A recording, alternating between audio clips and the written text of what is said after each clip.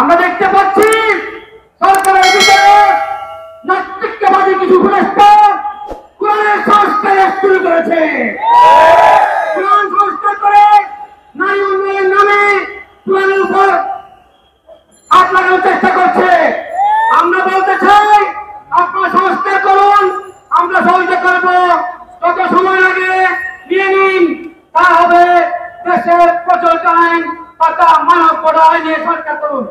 কোরআন আল্লাহর বিধান, রসুলের বিধানে আঘাত দিবেন, হামলা করবেন, হাত থাকবেন, হাত কেটে ফেলা হবে।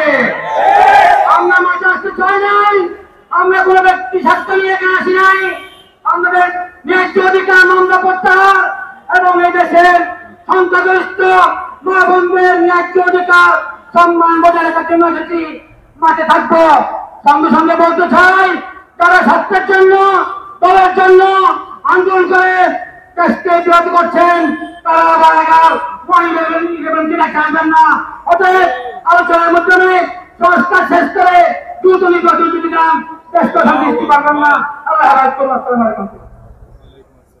এ পর্যায়ে বক্তব্য রাখবেন হেফাজতে ইসলাম বাংলাদেশের সংগ্রামী যুগ্ম মহাসচিব জনাব মাওলানা জালালউদ্দিন আহমদ।